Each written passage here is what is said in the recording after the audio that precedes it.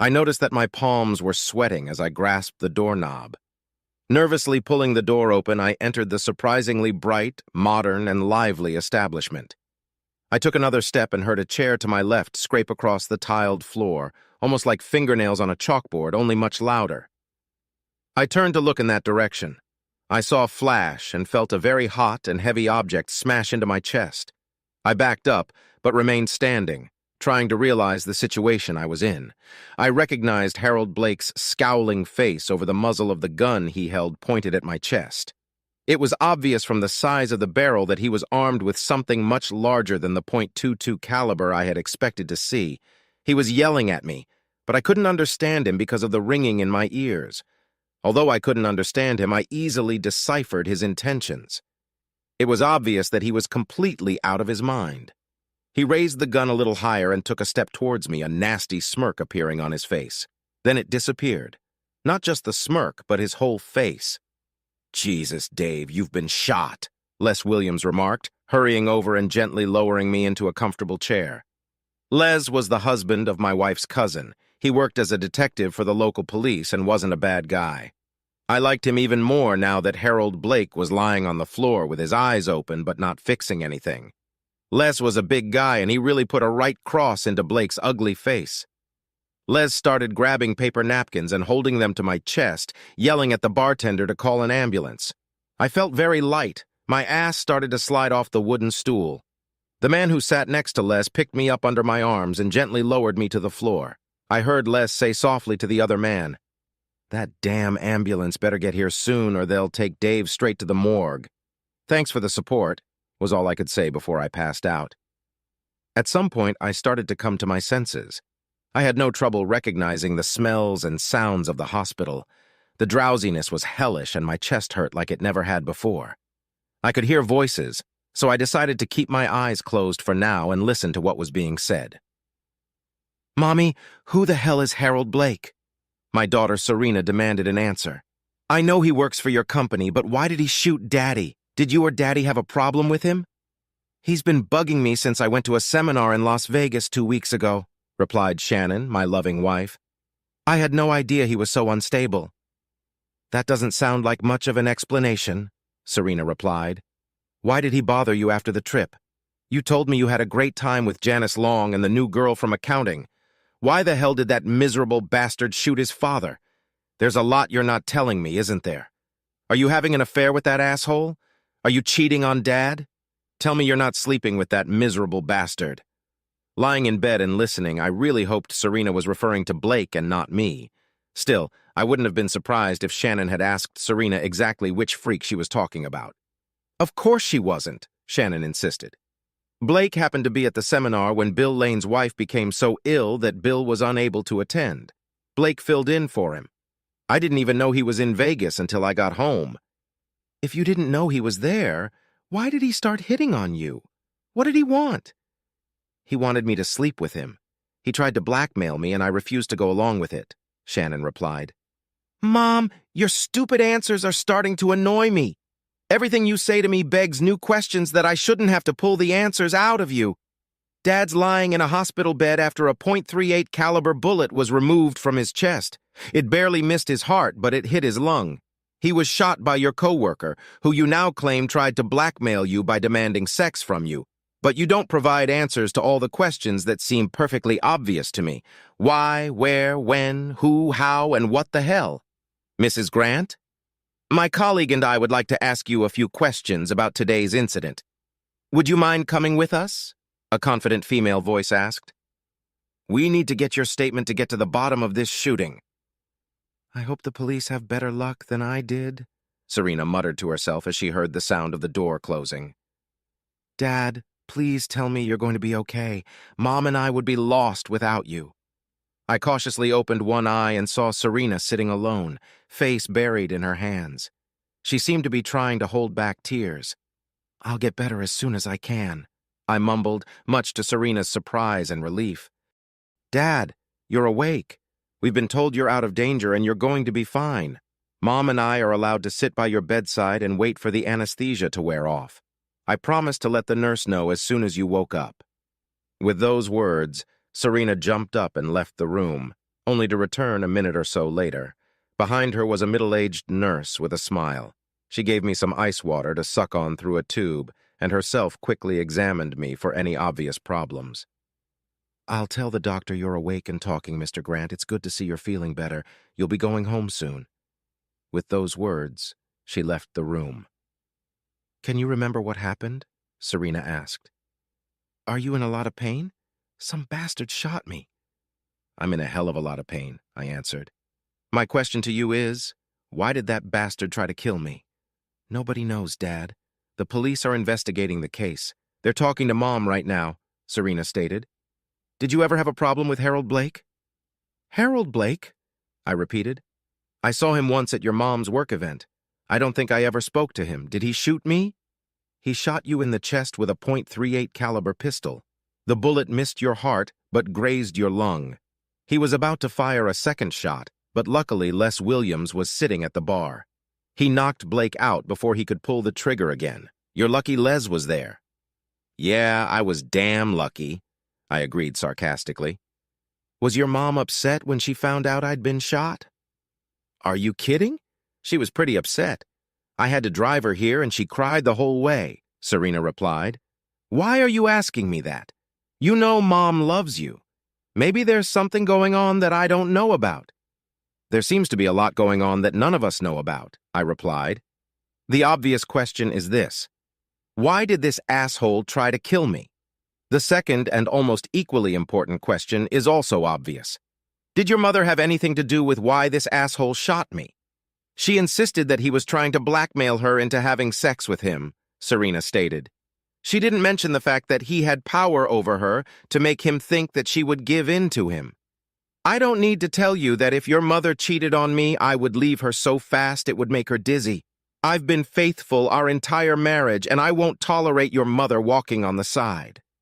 "You've never hidden your feelings about fidelity, Dad. Mom knows how you feel, and I don't think she would ever cheat on you. You know how beautiful Mom still looks. She'd never be with a freak like Harold Blake if she ever decided to do anything weird." "If you're trying to cheer me up, you're not very good at it," I replied. "Your mom may be a MILF, but that doesn't mean she can cheat on me if she finds a particularly great guy. Marriage doesn't work that way." Serena quickly realized her gaffe and tried to correct herself. "I didn't mean she'd cheat on you with anyone. I just said that if she did, it would only be with someone much better than Harold Blake. That's all I meant." "Just stop burying yourself even deeper, Serena," I insisted. "Dave, you're awake!" Shannon screamed from the doorway. "I was so worried about you." "And why would you be so worried about me?" I asked. "It's just that one of your co-workers shot me with a .38 caliber pistol. There was nothing wrong with that, of course, depending on the reason he was trying to kill me." Shannon was shocked by my words. She stopped moving toward my bed and started sobbing. "He shot you because I told him you would kick his ass if he kept bothering me. He has some videotapes of me ... in compromising poses. He thought I'd rather sleep with him than let him show you those videos. Then I foolishly threatened him with a serious beating from you, Dave. I didn't realize how unstable he was. He told me if you came after him, he'd shoot you," Shannon said. "He said he had a permit to carry a gun and would use it if you looked at him funny." "Did he tell you he had a .38 caliber? That's a damn powerful weapon, especially within 10 feet, I explained sharply. "First he said he had a .22 Ruger. I laughed at him. I told him you'd shove that gun up his ass if he ever came at you," Shannon admitted. "Apparently he bought a .38 as soon as the waiting period ended." "Let's see if I got this right.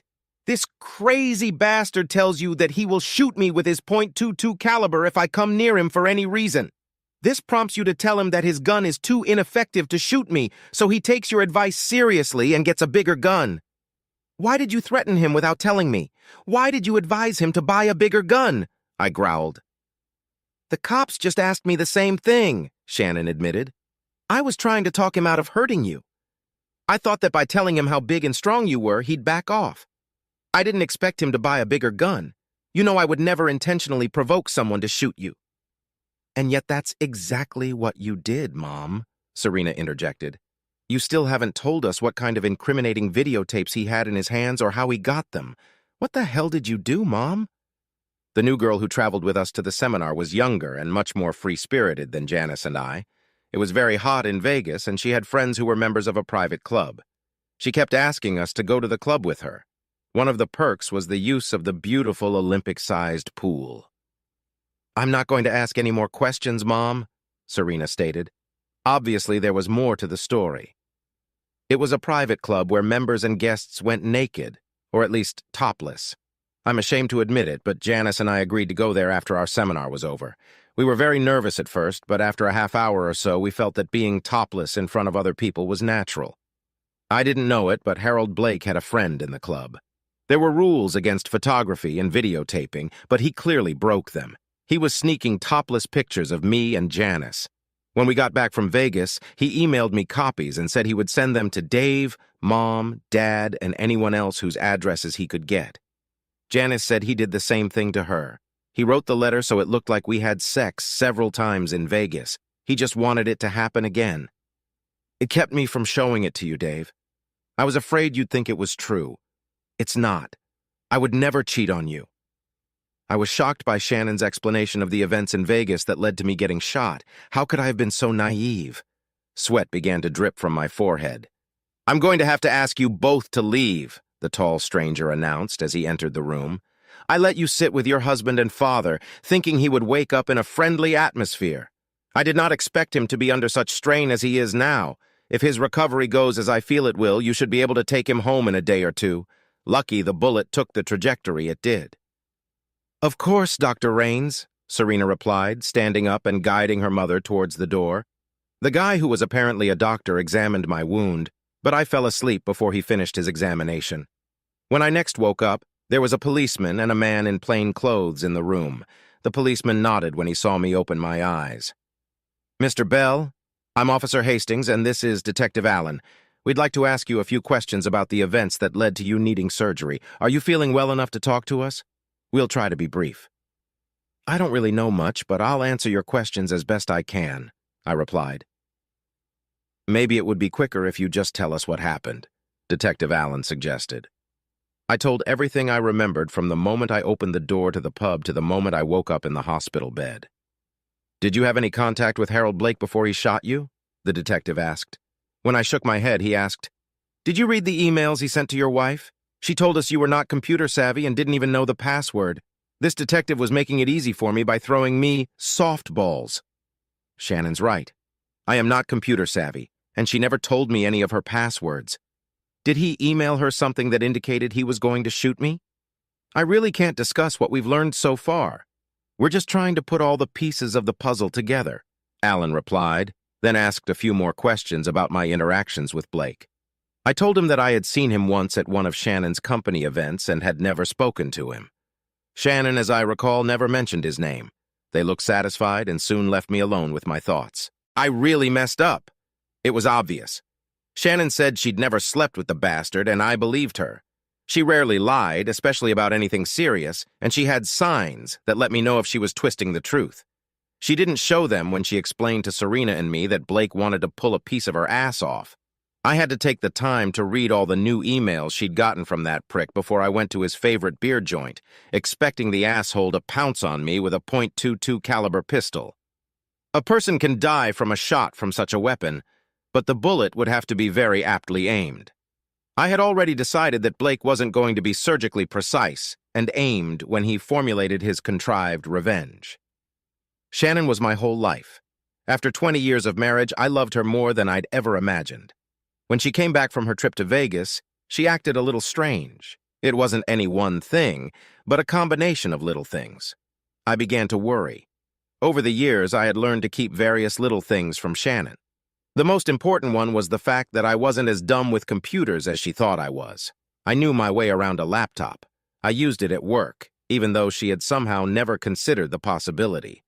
I had seen her check her email years ago and had memorized her password, which was the date of our anniversary. She had no clue about anything. Since her unusual behavior bothered me, I decided to log into her account for the first time. I soon discovered that Harold Blake had sent Shannon copies of several videos of her topless in a pool surrounded by several other people. To say this surprised me is a massive understatement.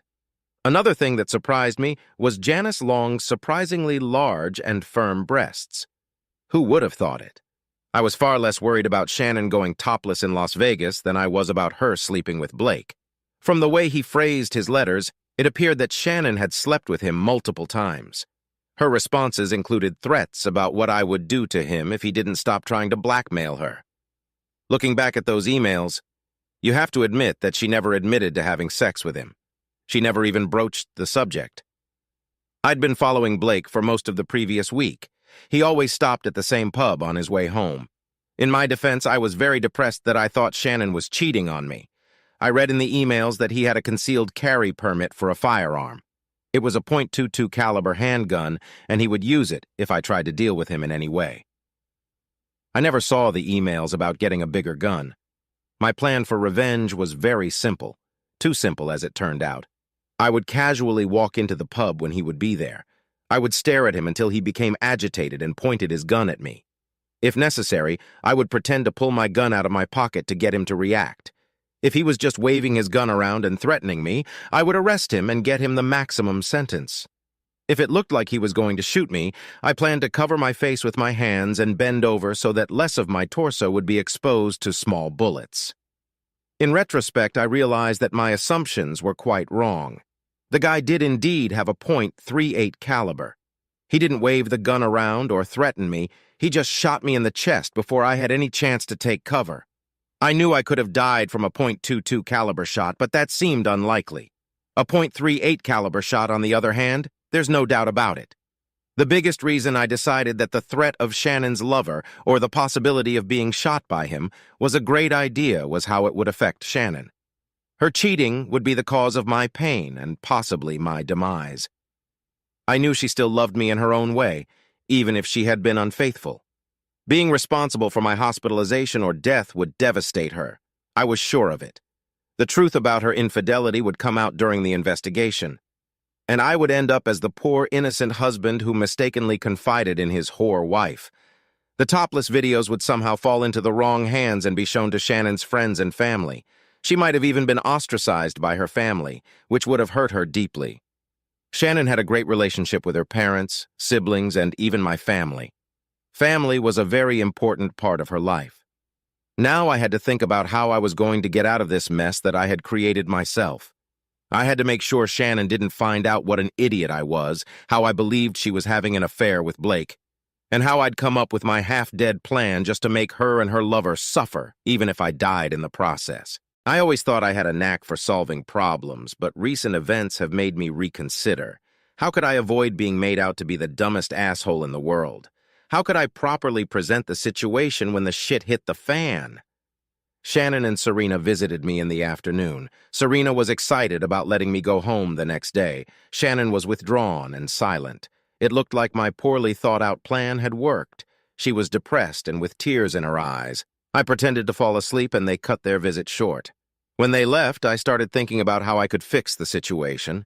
I wasn't really surprised that Shannon had gone topless to a private club in Vegas for a couple reasons. One reason was that she was in great shape, kept her good-sized, firm breasts, and was understandably proud of her appearance. Another reason was the pressure from her friend Janice, who also had an impressive breast size.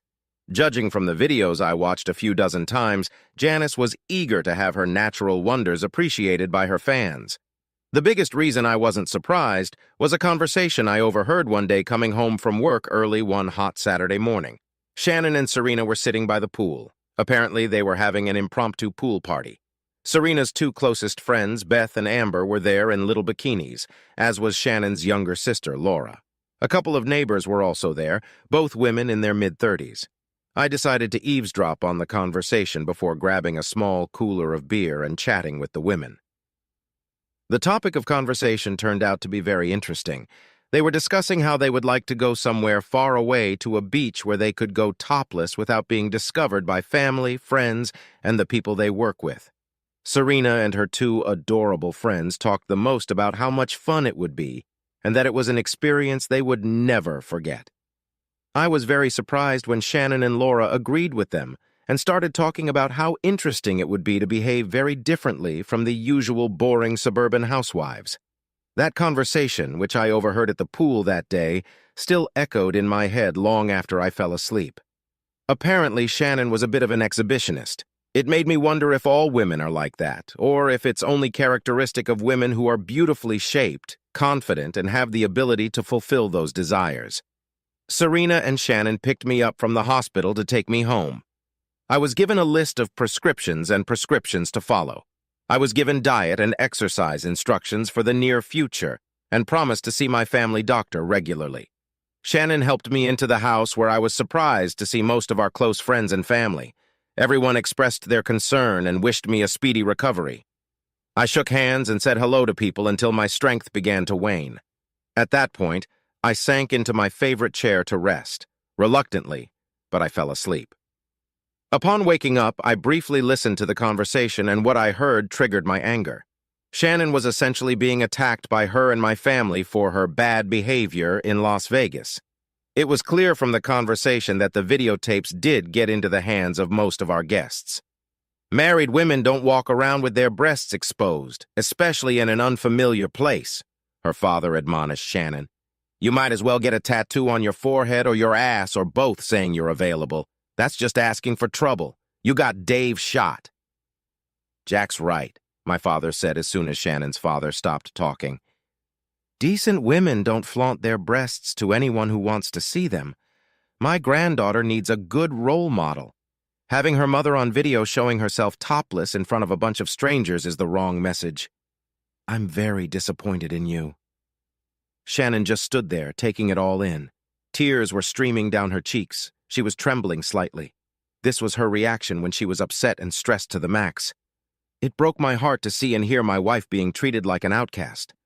But what pissed me off the most was that it was our own family that was treating Shannon so cruelly. Everyone here needs to shut up or get the hell out, I growled, getting to my feet and walking over to Shannon. Jack, who owns this house you're standing in right now? I demanded an answer from my father-in-law. Well, it's your house, Dave, Jack replied, not trying to hide his confusion. Wrong answer, asshole, I roared. This house belongs to your daughter, who happens to be my wife and me. You are now in Shannon's fucking house and calling her things that are completely unacceptable. You have a couple of options. You can get out of our house and keep your head down. You can try your luck at treating me like shit, or you can apologize to Shannon. I was just pointing out that her actions, Jack began. You're on thin ice, Jack. Preaching is not an option. Get the hell out now or apologize to your daughter. Son, he's just... My father tried to intervene. You're next, Dad, I warned. No one in our house says nasty things to or about my wife. What are you gonna do, Jack? I was wrong, Shannon. Your husband loves you and he's right. This is your home and I have to respect you and consider you. If I can't give you that, I shouldn't be here. I apologize. Shannon rushed to her father and hugged him, while her mother, Susan, hugged me tightly. That's how a man protects his wife. You are a good man. The groan I involuntarily let out as Susan pressed her chest against my wound caught everyone's attention. Grandma, I think your breasts were putting undue pressure on Daddy's chest, Serena remarked.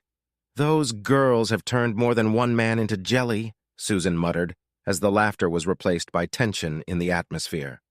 Shannon, I want to apologize before Dave throws me out. I overreacted. You made my son happy and gave us a beautiful granddaughter, my father stated. Everyone seems to be under the mistaken impression that I'm upset that Shannon let her hair down, as well as her Vegas top. In fact, you would never have known about it if it wasn't for that creep Harold Blake. I had an epiphany when both fathers were pouncing on Shannon, since I really loved her and understood her a little better than I did a few weeks ago. I was going to make lemonade out of lemons. Shannon has a beautiful figure. I challenge anyone who has seen videos of her topless to dispute that statement. She and I are proud of her figure. I think most attractive women like Shannon are prone to exhibitionism. Obviously, Shannon has it. When she told me she was going to Las Vegas, I advised her to visit that club where she could go topless and no one would know about it. It turns me on that men enjoy looking at my wife, as long as I'm the only man who enjoys these delights up close, personal, and direct. If you want to criticize someone for Shannon having a good time in Vegas, try doing it with me. We decide things together and go by what makes us happy, not random friends and family. Shannon looked at me in shock as I said this. Serena smiled widely and looked at her mom. Both women exchanged nods. Their silent communication skills were well known in our family. Everyone else was still trying to digest my little revelation. They looked at me in surprise, amusement, and approval. Since the cat is out of the bag, you may know that Shannon and I are going on a 2-week vacation in August. We're going to the island of Kokomo. The island is well known for its beaches, many of which require no clothing. We won't have any tan lines when we get back, I stated. If any of you have a problem with our life choices, express it now. Tell us why we are sick puppies and need help. I think that's a great idea, Dad. Mommy will be very pleased to have her breasts free and horny men staring at her, and you'll be there for protection, Serena predicted. Thank you, Serena. It means a lot when our daughter understands and encourages our bacchanalia. I can't wait, Serena added. You promised I could go on our next family vacation. You also told Beth and Amber that they could come with us if they paid for their airfare. We'll have a great time. I was about to voice my opinion about Serena going to the beach topless. I immediately realized that I would react like Jack if I voiced my concerns about my 19-year-old daughter going to the beach topless. I'd be the biggest hypocrite in the world if I offered anything but support, Serena, I decided, thinking about the fact that I'd have to talk to her alone later. I was torn between my options. Beth and Amber topless was a vision I wanted to experience. However, Serena walking around with her breasts uncovered bothered me. I thought about telling her that this trip was supposed to be a romantic getaway for Shannon and me. What I heard next made me glad I hadn't voiced that thought yet. Sis, would you mind if I went with you? Shannon's divorced and very well-built sister Laura asked.